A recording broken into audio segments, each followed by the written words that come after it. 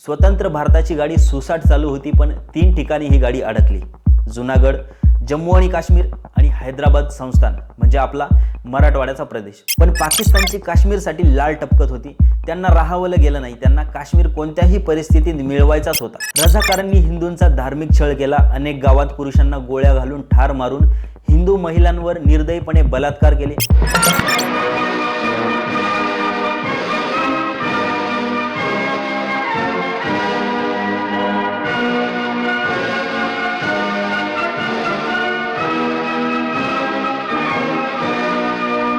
15 August 1947ला जेव्हा इंग्रज भारताला सोडून गेले तेव्हा 40% संस्थानांचा भाग हा आपल्याला म्हणजे स्वतंत्र भारताला मिळाला नव्हता. इंग्रजांनी जाताना सर्वच संस्थानांना स्वतंत्र दिलं होतं की ते त्यांच्या मर्जीने निर्णय घेतील. त्यांच्यासाठी 3 पर्याय ठेवलेले होते. पहिलं म्हणजे ते स्वतंत्र भारतामध्ये येऊ शकत होते. दुसरा, ज्या संस्थानांना त्यांच्या मर्जीने पाकिस्तानात जायचं असेल तर ते जाऊ शकत होते. आणि तिसरं म्हणजे कोणत्याच देशात विलीन न होता ते स्वतंत्र राहू शकत होते. यापैकी कोणता पण पर्याय निवडण्याचं स्वातंत्र्य प्रत्येक संस्थानाला होतं. आता त्यावेळी एकूण 565 संस्थान होते. त्यापैकी पाकिस्तानचा प्रदेश जर सोडला तर 535 संस्थानांना भारताला जोडायचं म्हणजे सोपी गोष्ट नव्हती. आणि हे काम दिलं गेलं होतं सरदार वल्लभभाई पटेल यांना, जे त्यावेळी आपले डेप्युटी प्राईम मिनिस्टर होते. आता जे लहान मोठे संस्थान होते त्यांनी भारताच्या स्वातंत्र्याच्या चळवळी विद्रोह जवळून पाहिलेला होता. त्यामुळे कोणी त्याला विरोध करण्याचं धाडस केलं नाही. त्यांनी स्वतःहून भारताला विलीन करून घेतलं आणि जितके पण संस्थान भारताला येऊन मिळाले होते त्यांची एका डॉक्युमेंटवर साईन करून घेतली. इन्स्ट्रुमेंट ऑफ असेशन म्हणजेच विलयपत्र. हे विलयपत्र सर्व संस्थानांसाठी सारखंच होतं. स्वतंत्र भारताची गाडी सुसाट चालू होती, पण 3 ठिकाणी ही गाडी अडकली. जुनागड, जम्मू आणि काश्मीर आणि हैदराबाद संस्थान म्हणजे आपला मराठवाड्याचा प्रदेश. या तिन्ही संस्थानांनी स्वतंत्र भारतात विलीन होण्यास नकार दिला.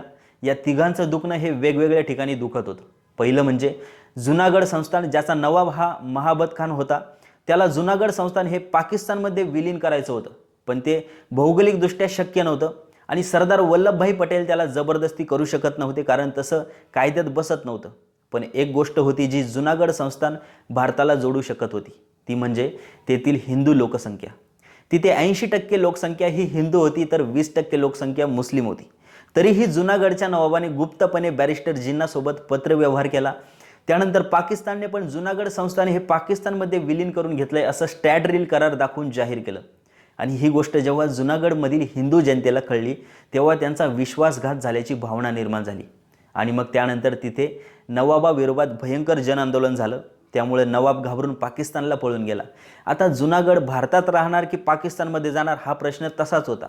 म्हणून तिथे जनमत घेण्यात आलं, ज्यामधून हे सिद्ध झालं की जुनागड संस्थान हे स्वतंत्र भारताचाच भाग राहणार. आता दुसरं संस्थान म्हणजे जम्मू आणि काश्मीर. या संस्थानाचे राजे होते हरिसिंग, जे की हिंदू होते. त्यांनाही भारतामध्ये विलीन व्हायचं नव्हतं. आता इथं तुमच्या मनात एक प्रश्न आला असेल की बाबा, हा राजा जर हिंदू होता तर भारतात का नाही विलीन झाला? त्याचं कारण पण जुनागड संस्थानासारखंच आहे, पण जरा उलट आहे. आता राजा हरिसिंग जर भारतात विलीन झाले असते तर भारत हे एक लोकशाही राष्ट्र होणार होते आणि जम्मू आणि काश्मीरची बहुसंख्य प्रजा ही मुस्लिम होती. म्हणजे पुढे चालून निवडणुकांमध्ये राजा हरिसिंगांना प्रॉब्लेम आला असता आणि पाकिस्तानमध्ये विलीन केलं असतं तर पाकिस्तान हे मुस्लिम राष्ट्र होतं, ज्यामध्ये एक हिंदू राजा असणं म्हणजे पाकिस्तानला पचनी पडणारं नव्हतं. म्हणून राजा हरिसिंग यांनी जम्मू आणि काश्मीर स्वातंत्र्य ठेवण्याची घोषणा केली. पण पाकिस्तानची काश्मीरसाठी लाल टपकत होती.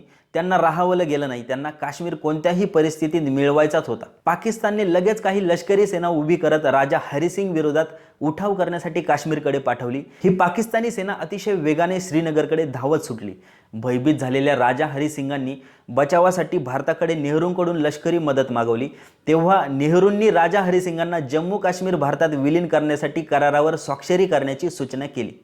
आणि मग अशा प्रकारे जम्मू आणि काश्मीर भारतात विलीन झालं. आणि आता तिसरं म्हणजे हैदराबाद संस्थान म्हणजे आपला मराठवाड्याचा प्रदेश. त्यावेळेचं हैदराबाद संस्थान हे भारतातलं सर्वात मोठं संस्थान होतं आणि हैदराबाद संस्थानामध्ये निजामाचं राज्य होतं. मराठवाडा मुक्ती संग्राम समजण्यापूर्वी आपल्याला निजामाचा इतिहास समजून घेणं खूप महत्त्वाचं आहे. हैदराबाद संस्थान म्हणजे हा पूर्वीच्या मुघलांच्या ताब्यात असलेला प्रदेश. मुघलांनी साम्राज्यामध्ये प्रशासन सोयीस्कर व्हावं म्हणून वेगवेगळ्या प्रदेशांना सुबा असं नाव दिलं होतं. सुबा हा एक अरबी शब्द आणि त्या सुब्याचा जो कोणी प्रमुख अधिकारी असायचा त्याला सुभेदार ही पदवी असायची.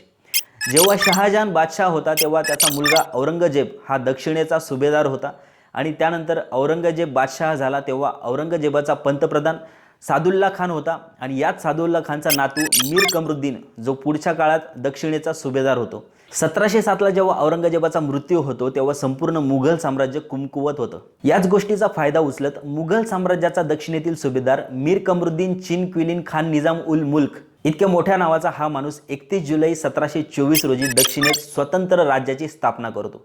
सुरुवातीला तो राजधानी म्हणून छत्रपती संभाजीनगरला प्राधान्य देतो, पण काही दिवसांनी छत्रपती संभाजीनगर शहर सोडून हैदराबादला राजधानी घोषित करतो आणि या राज्याच्या राज्यकर्त्याला म्हणजे स्वतःला निजाम म्हणवून घेतो. अशा प्रकारे हैदराबाद संस्थान हे राज्य स्थापन होतं. त्यानंतर निजामाच्या 7 पिढ्या या संस्थानावर राज्य करतात. त्यातला 7वा निजाम म्हणजे मीर उस्मान अली खान हा तोच निजाम आहे ज्याने स्वतंत्र भारत हैदराबाद संस्थानला जोडण्यास नकार दिला होता. खरं तर या हैदराबादच्या निजामाची इच्छा ही पाकिस्तानात विलीन व्हायची होती, पण प्रॅक्टिकली ते होऊ शकत नव्हतं, कारण जुनागड संस्थानाच्या नवाबासोबत जे घडलं होतं त्याच्या परिणामांची धास्ती या निजामाने घेतली होती. म्हणून या निजामाने इंग्रजांनी ठेवलेला तिसरा पर्याय म्हणजे हैदराबाद संस्थानाला स्वतंत्र राष्ट्र म्हणून घोषित करायचं ठरवलं. या स्वतंत्र राष्ट्रासाठी पाकिस्तान निजामाला फूस लावून देत होता आणि म्हणून या स्वतंत्र राष्ट्राच्या मान्यतेसाठी निजामाने आंतरराष्ट्रीय पातळीवर हालचाली सुद्धा सुरू केल्या होत्या. निजाम तेवढा शक्तिशाली सुद्धा होता. 7वा निजाम मीर उस्मान अली खान हा त्यांच्या काळातील जगातील सर्वात श्रीमंत व्यक्ती होता. 1937 मध्ये टाइम्स या मासिकाने त्याचं चित्र पहिल्या पानावर छापवून त्याला जगातील सर्वात श्रीमंत व्यक्तीचा दर्जा दिला होता. त्यावेळी त्याची संपत्ती अंदाजे 2 अब्ज डॉलर्स इतकी होती, जी सध्याच्या घडीला 35 अब्ज डॉलर्स इतकी असती. हैदराबाद हे राज्य ब्रिटनपेक्षा मोठं होतं. हे काही छोटं मोठं संस्थान नव्हतं. 1941च्या जनगणनेनुसार इथली लोकसंख्या 1,60,00,000पेक्षा जास्त होती. राज्याचं क्षेत्रफळ 2,14,000 चौरस किलोमीटर इतकं होतं. म्हणजे लोकसंख्या आणि क्षेत्रफळ या दोन्ही बाबतीत ते ब्रिटन, इटली आणि तुर्कस्तानपेक्षा मोठं राज्य होतं. तेव्हा संस्थानाचं उत्पन्न 9 कोटी रुपये होतं, जे संयुक्त राष्ट्राच्या अनेक देशांपेक्षा जास्त होतं. हैदराबादचं स्वतःचं चलन होतं. तार, टपाल सेवा, रेल्वे मार्ग, शैक्षणिक संस्था आणि रुग्णालये होती. राज्यातील उस्मानिया विद्यापीठ हे संपूर्ण भारतातील एकमेव असं विद्यापीठ होतं जिथे मातृभाषेत शिक्षण दिलं जायचं. ब्रिटिशांची प्रशासन व्यवस्था पाहून निजामाने पण हैदराबादचं प्रशासन तयार केलेलं होतं. एक स्वतंत्र राष्ट्र उभं करण्यासाठी निजामाकडे सर्व गोष्टी होत्या. फक्त एक गोष्ट सोडली तर ती म्हणजे त्याची प्रजा.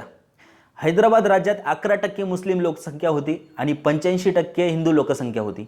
आणि ही 85% हिंदू लोकसंख्या स्वतंत्र भारतात स्वतःला जोडून घेण्यास आतुर झालेली होती.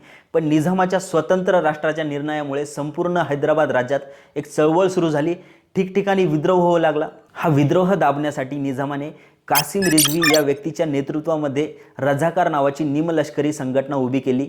कासिम रिझवीने हिंदूंशी लढण्यासाठी सशस्त्र रझाकारांच्या टोळ्या सीमावर्ती जिल्ह्यांमध्ये पाठवल्या. रझाकारांनी हिंदूंचा धार्मिक छळ केला. अनेक गावात पुरुषांना गोळ्या घालून ठार मारून हिंदू महिलांवर निर्दयीपणे बलात्कार केले. या दहशतीपासून वाचण्यासाठी अनेक गावकऱ्यांनी शेतातील मोकळ्या विहिरींमध्ये उड्या घेतल्या. अनेक मंदिरेही रझाकारांनी लुटली. असं म्हटलं जातं की संपूर्ण हैदराबाद राज्यामध्ये निजामापेक्षा जास्त पॉवर ही कासिम रिझवीकडे होती. संपूर्ण राज्यामध्ये जाळपोळ चालू होती. निजामाकडून युद्ध रणनीती आखली जात होती. पाकिस्तानकडून आधुनिक रणगाडे देखील त्यांनी मागवले होते. रिझवींनी हैदराबादेत शस्त्रपूजनही केलं होतं. सरदार वल्लभभाई पटेल यांच्या कानावर ही वार्ता आलेली होती. अशा वेळी भारत सरकारला जास्त वेळ वाट पाहणे धोकादायक होतं. नेमकं पंडित नेहरू विदेशात गेलेले होते. त्यावेळेस सरदार वल्लभभाई पटेल हे डेप्युटी प्राईम मिनिस्टर होते.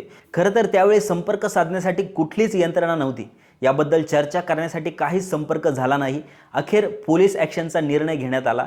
इकडे निजाम अस्वस्थ होता. पाकिस्तानने कुठल्याही मदतीला नकार दिला होता. ही संधी साधून भारताने हैदराबादवर चढाई केली आणि या चढाईला नाव दिलं ऑपरेशन पोलो. 13 सप्टेंबरला हे युद्ध सुरू झालं आणि 18 सप्टेंबरला म्हणजे 5व्या दिवशी संपुष्टात आलं. पंडित नेहरू जेव्हा भारतात परत आले तेव्हा त्यांना कळलं की हैदराबाद राज्य भारतात विलीन झालं होतं. निजामाचा लष्कर प्रमुख अल इद्रोस हा होता.